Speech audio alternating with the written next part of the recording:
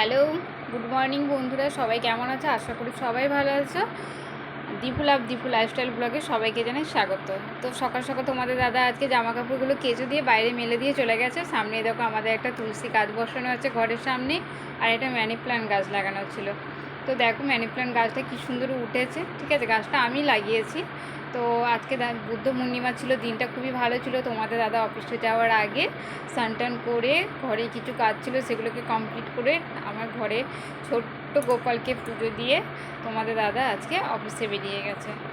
আর আমি সকালে কাজটা তোমার দাদা কিছুটা কমপ্লিট করেছে, আর বাকি থাকলো রান্না টান্না। তো আমি স্নান করে তো আমি আজকে রান্না করতে বসিয়ে দিয়েছিলাম। ঠিক আছে, প্রথমে ভাতটা করে নিয়েছি।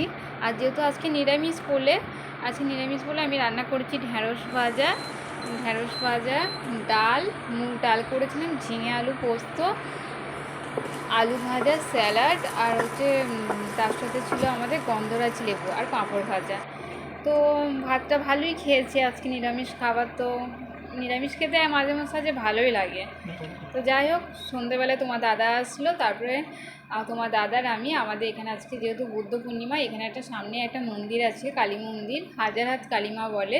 সেই মন্দিরে আজকে পুজো হচ্ছে, বাৎসরিক পুজো। তো তোমার দাদার আমি দুজনে মিলে বেরিয়ে পড়েছিলাম।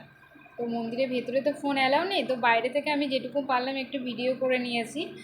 আর ওখানে আমরা যাই প্রায় সময়তে, তোমার দাদার আমি সন্ধ্যেবেলাতে যাই, ওখানে প্রণাম করে আসি। তো ভালোই লাগে জায়গাটা। তো আজকে তো মায়ের পুজো, আরও ভালো লাগছিলো। তো যাই হোক, আমি একটু করে ভিডিও করেছি। ঠিক আছে, মায়ের মন্দিরের ভেতরে তো ফোন অ্যালাউ নেই, তাই আমি ফোনটা নিয়ে যেতে পারিনি।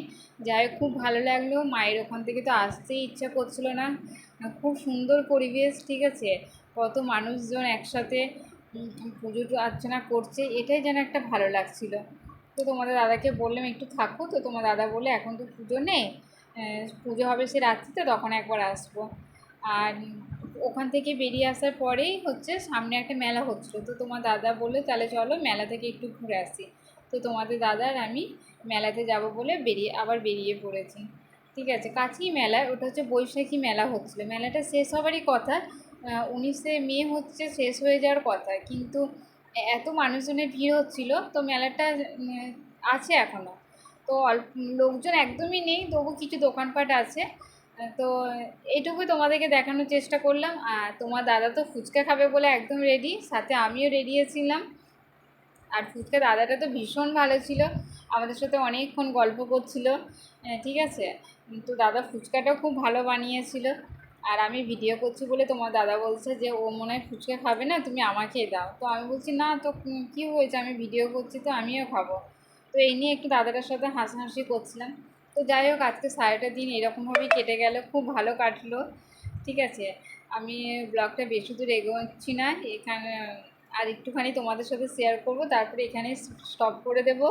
তোমরা সবাই ভালো থেকো, আশা করি এরকমভাবেই সবাই আনন্দিত দিন কাটাও। ঠিক আছে, আর ফুচকা যেহেতু মেলাতে বসেছিল, তো দাদা এখানে 10 টাকার যে 3টে দিচ্ছিলো, আর 20 টাকাতে 7টা ফুচকা। তো ভালোই করেছিল, খারাপ করেনি। তো ওনারও তো একটু লাভের দরকার আছে। আর পাশেই একটা জাম্পিংয়ে দুটো বাচ্চা খেলা করছিল, তো আমিও তাদেরকেও একটু ভিডিওর মধ্যে নিয়ে নিয়েছি। ঠিক আছে, তোমরা দেখলে ভালো লাগবে। আর তোমরা সবাই ভালো থেকো, সুস্থ থেকো। ঠিক আছে, দেখা হচ্ছে পরের ব্লগ নিয়ে। আর দেখো, বাচ্চা দুটো এখানে খুব সুন্দর খেলা করছে। তো টাটা, আজকে সারাদিন তো আমার এইভাবেই কেটে গেল। সবাই ভালো থেকো, তো আমিও ভালো থাকবো।